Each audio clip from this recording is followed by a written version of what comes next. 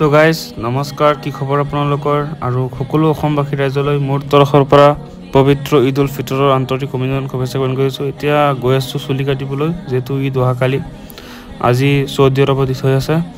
তো মই অকলে গৈ আছোঁ আৰু এতিয়া মাৰ পৰা পইচা লৈ চুলি কাটিবলৈ যাম। যিহেতু আমাৰ বুস্কোৱা চাপৰি চেণ্টাৰত ইমান ভিৰ চাই আহিছোঁ, বহুত ভিৰ। ভাবিছোঁ টাউনত যাওঁ, তেজপুৰ টাউনত যাম। এতিয়া টাউনত গৈ চুলি কাটিম, তো আপোনালোকে চাই থাকক ভিডিঅ'ত। তো এয়া গাড়ীত বহিলোঁ, লগতে 100 টকা দিছে আম্মাই। এতিয়া চুলি কাটিব যাম, তো বলক মোৰ লগত ভিডিঅ'টো চাই থাকক, বহুত ভাল লাগিব বুলি আশা ৰাখিলোঁ। তো ফাইনেলি এয়া চুলি কাটি আছে। যোৱাবাৰো ঈদত আহিছিলোঁ, পিছত দাদাই কৈ আছে 1 বছৰ পিছত লগ পালোঁ। তো যোৱাবাৰো এই দোকানতে আহিছিলোঁ, চাপৰি চেণ্টাৰত বহুত ভিৰ হয়। তো দাদা শেষত কৈছে যে অহাবাৰ লগ পাম। মই কৈছোঁ নহয়, আৰু এবাৰ আহিম। তো এয়া চাওক, দাদা ধুনীয়াকৈ চুল কাটি আপোনালোকে যদি আহিব বিচাৰে আহি যাওক আনোৱাৰ হলৰ লগতে। চুলিকেইটা কাটি দিছোঁ, চাওক কেনেকুৱা হৈছে কমেণ্ট কৰি জনাব। আৰু ইমান ভিৰ আমাৰ চাপৰি চেণ্টাৰত, ইমান ভিৰ। তো ইয়াতে কাটিছোঁ, তো আপোনালোকে চাই থাকক ভিডিঅ'টো। তো এতিয়া ঘৰলৈ যাম, কেনেকুৱা হৈছে কমেণ্ট কৰি জনাব পাৰে। তো এতিয়া ঘৰলৈ গৈ আছোঁ। তো যদি ভিডিঅ'টো ভাল লাগে লাইক কমেণ্ট শ্বেয়াৰ কৰিব পাৰে। চুলি কাটি দিছোঁ, এতিয়া ঘৰলৈ গৈ আছোঁ।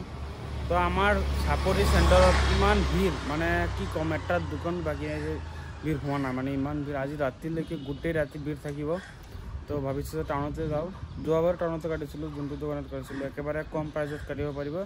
যদি আপোনালোকে আহিব বিচাৰি আছে, আনোৱাৰ হলৰ লগতেই, আনোৱাৰ হলৰ অপজিট চাইডে দোকান এটা আছে, হোটেলৰ লগতে, তাতে কাটিব পাৰিব একদম কম প্ৰাইজত।